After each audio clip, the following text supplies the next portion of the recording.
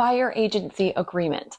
What is it? Why do we need it? Is it the big bad wolf? Let's talk about it. Hi, my name is Lydia Rowe, a realtor here in Tipp City, Ohio. And on this channel, we like to talk about all things living in the Miami Valley of Ohio, especially in regards to real estate. Today, I want to just take a minute to talk about this buyer agency agreement. This is a fairly new thing to Ohio. Some agencies have been using it for years. Some states have obligated the use of this for realtors for decades, but it is new for Ohio. And as far as it being mandatory, let's talk about it. There's a lot of misconceptions out there. I'm here in the Dayton area, and we do have the document from the Dayton board that we use. I am anticipating some changes to this. Currently, it is only a 2-page document. In the states where it's been established for longer, they're usually more like 4 pages. So I anticipate there being a little bit more meat put onto this now that more and more agents are going to be using it since we need to use it. I'm actually pretty excited about this just because it formalizes the relationship. And what happens when you don't have a document actually stating what the relationship is, what's the agent's part, what's the buyer's part, what are you actually agreeing to? There's a lot of room for misconceptions and misunderstandings. It's just not good. Plus, when you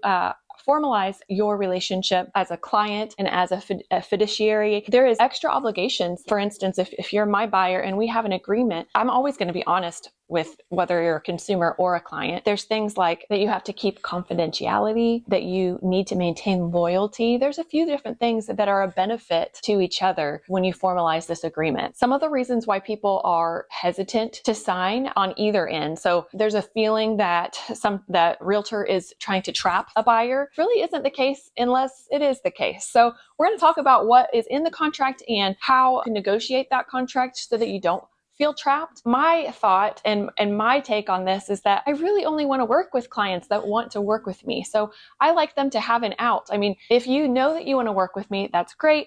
Sometimes we just met. Sometimes maybe you were looking on Zillow and you asked for a home tour and I was the person that called you to do the home tour and you don't know me from anybody. So to sign a buyer's agency agreement with me might seem risky to sign something that says that we're going to be working together for the next 6 months. Well, that's where that termination comes in, and where, for instance, for me, like I want either party to be able to terminate at either time. There certainly might be a time when a buyer would want to terminate an agreement, but what you don't want is people to be taking advantage of each other. And that can go both ways. That can go the agent's way, where the agent is taking advantage of the buyer. They got them to sign that contract, and then they're not actually making effort. They're not actually looking consistently. They're not available. They're not returning phone calls. Nobody wants to be in that situation. And it can be on the other side, where a buyer is having their realtor go all over the place looking at houses, and they have either no intention of buying with that. Maybe Aunt Sally is a realtor and they just don't want to waste Aunt Sally's time. They want to waste this person's time. And that's not fair either. So this is really just formalizing that agreement, and it's important to structure it in a way that both parties feel comfortable and it's a win-win for both. This is just a 2-page agreement that we have right now, and I anticipate there being more meat to it, but we'll talk about that. So right now, what you have is at the beginning, you talk about like it's made on this day between these parties. It is always between the buyer and the brokerage. So it wouldn't state my name, even though I'm the one representing you. You're actually signing like a contract between the brokerage. My brokerage right now is NavX Realty, so it could be if it was Remax or if it was EXP or Keller Williams or whatever. So you would be signing a contract between you and them, but really it is with that agent. It's just that's contracts always go through their brokerage. So you're going to see that. You're going to see your address on there. And then there's this thing called the retainer period. The retainer period, and this is how it reads: buyer retains broker as buyer's exclusive agent. So this is an exclusive contract to locate property of the type described below and to negotiate terms of that contract for its purchase acceptable to the buyer. So basically, buyer's contracting with a realtor to help them partner in finding a home. And then you put the termination period. Now this just says terminating at midnight on date, and that's the agency period, but you could add some language, and I would recommend adding some language that would say terminating at midnight on, like, say 6 months from now, or by either party delivering a termination notice at any time. That way, yes, you have this agreement and it's for this certain period of time, but if either party is not happy and it's not working for you, then you can terminate and there's no consequences. Not every agent is going to be okay with that. and this is a negotiable piece. But that would be something that I would be perfectly fine with, because again, I'm not trying to trap you. I want us both to be happy. I want us both to be believing that this is the best relationship. And then the description of what you're looking for, this could be specific. Say that you're looking for a new build in Beaver Creek. I like to make this super wide, because what I've found is a lot of times buyers don't know exactly what they want, or they might think that they know what they want, but then that morphs. So usually I just put home in Ohio, make this a big wide range. Maybe you're originally looking at Dayton, and then and you know, we've been looking for a few months, and then you get a job change and you want to go look in Columbus. Well, I would still, if I've already put some time into it, I would still love to be a part of that. That's usually what I do. And again, there's no risk involved if you have that termination agreement that either party can terminate at any time through a delivered written termination notice. So then you have like the buyer's obligations and the broker's obligation. So it really just lays out, what is the agent, what is the brokerage going to do for you, and what are you agreeing to. On the broker's obligations, you agree to do due diligence and professional knowledge and skills in locating the property, meeting the buyer's criteria, and will act for the buyer's interest in negotiating the terms and conditions of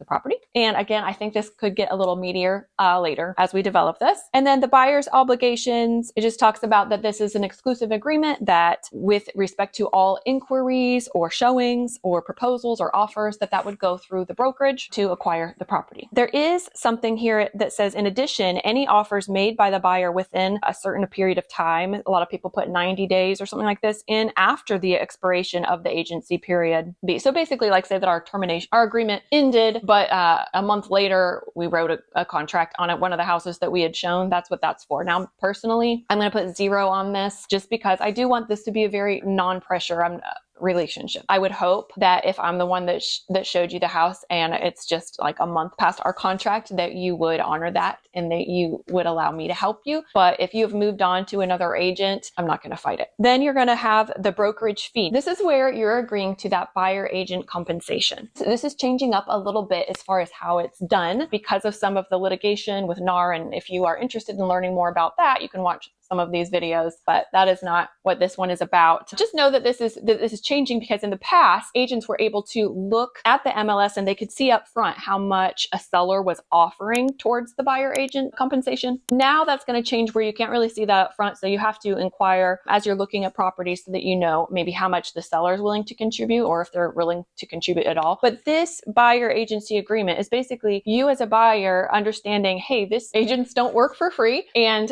they are representing me, and they're taking time to show me houses and find houses and negotiate and get through all the hurdles and come up with great solutions. All of these things that they're doing, researching properties, coming up with comp analysis. I mean, there's multiple things I could explain about what a buyer agent does. Maybe I'll do another video on that, but you're understanding, hey, you're working for me and you're not working for free. So this is what we're agreeing to pay you when we close. So in the past, how it worked is usually the seller would offer a buyer broker compensation part, like anyone who brings a buyer, this is how much we'll pay. So, and that will probably continue. It just will be a little bit more under the radar and you'll have to ask first. But it's always been, and this is something good to know, it's not like it's always been the buyer paying, because the buyer's the one bringing the money, right? You're bringing the money, you're buying the house. And if part of that money goes to the selling agent and part of that money goes to the listing agent, that's how it goes. But the buyer is the one paying it anyways. It's just, there's been a lot of confusion about that, but that's not new. It's just that you're formalizing it and you're actually agreeing to it. So typically, I know for me, I generally put 3% in here, like the higher of 3% or what the sellers are offering. So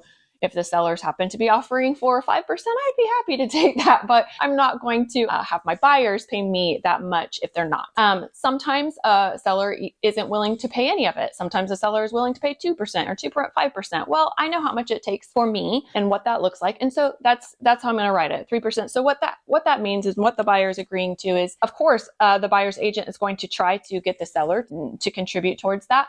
But regardless, that's the fee that you're agreeing to. And if the seller doesn't pay it, then you would pay it at the closing. Hopefully that makes sense. Oh, well, let me talk just a minute about, well, how does that work with, so in the typical listings, you're gonna know and you can call it front, but sometimes it gets a little hairy when it comes to auctions for sale by owners. And that's something that you can discuss. If those are things that you're really interested in, that's something you can discuss up front with the buyer agent and be like, hey, what happens if this happens? Am I still going to need to pay you 3%? And, some agents are going to want that. I mean, that is usually like you're doing the same amount of work. So it makes sense. But at the same time, like I would never want my fee to get in the way of you being able to buy the home that you want or not. So for me, it's one of those things you might write in an extra thing about that, or just verbally agree that this is if a for sale by owner or auction comes up, then we can renegotiate. But the thing is, even if that's why the termination is there too. Say that you find one,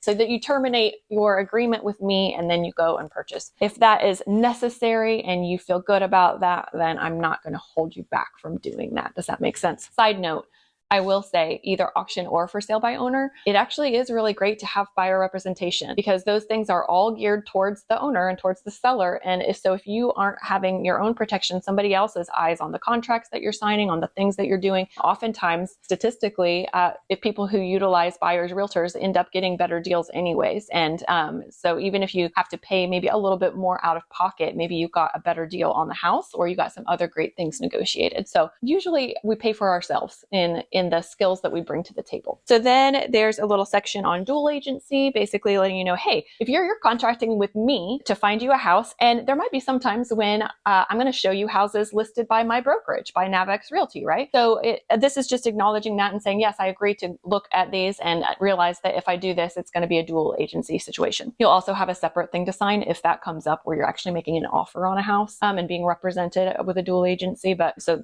there's a second like additional thing, but this just acknowledges that on the front end. Continuous effort. This is just a little clause that talks about how like it's not just the contract, it's all of the negotiations in between and up until closing that we're agreeing to. All right, so then there is this retainer. I don't plan on using the retainer unless there was like some special circumstance that I can't think of right now. Maybe somebody who really wasn't sure if they wanted to buy a house and wasn't I think that's really the only time I would do. If you're not willing to actually go through the pre-approval process, we know what you can afford and we know that like you're serious and that you actually can purchase a home, then I might consider still working with you for this retainer. So basically say, okay, like for a month, you pay me $1,000 and for a month, I will show you homes, as many homes, as you want. We'll go look at all sorts of homes. And then if you purchase a home, then that money would go towards that brokerage fee. And if you don't purchase a home, then that was just money for my time. Again, most of the time, this is going to be a big fat zero. Most of the time I wait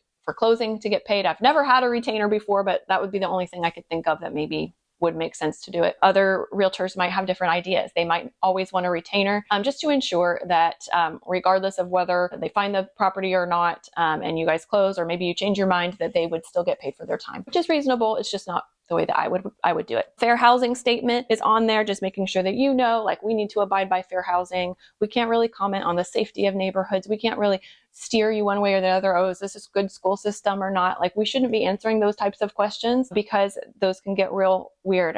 Even things like a love letter to the seller or something like that, unless you're really basing it just on facts. As soon as you start talking about your family or your background, can really get into some sticky situations with fair housing, and that just goes over that. It also touches on the Consumer Guide to Agency Relationships. You should always have that signed. Anytime that you're working with an agent, you should sign that and make sure you understand it. Basically just states the different kind of agencies that there are, and you're just acknowledging that you understand those things. It also talks about fair housing and that too. And then the last one is talking about the use of personal information. When I'm working with a buyer, it's very important that, first of all, you need to know if we're in contract, I can't disclose things about your personal life. Like you can tell me about your personal life, about your financial situation and those kinds of things. And I need to keep that to myself unless I ask permission from you to share that. There is sometimes reasons that I would share that, but it would always be with your permission. Sometimes it will help you in the negotiation process if I can explain your financial situation or your personal situation. But again, you got to be really careful about that sometimes with fair housing. But this is just talking about your personal information and that we can use that for certain things. So you can read that. And again, I would always ask permission. That is important. keep that confidentiality and to maintain that trust is super important. And it's also an obligation of mine as your realtor, as we are in contract and you are my client. So that is in a nutshell the buyer agency agreement. Hopefully that explains it a little bit in case you didn't understand it before. And hopefully it makes it not so scary. It's not really that big of a thing. You just want to make sure that you read it carefully and that you understand. And that trust that you build between your agent is super important. And you do want to make sure that it's a win-win and that you feel like they're working for you and like the relationship is working. If you have any more questions about buying or selling, I've got these buyers videos you can watch. I've got sellers videos. Just make sure to check out the channel and we'll talk to you next time.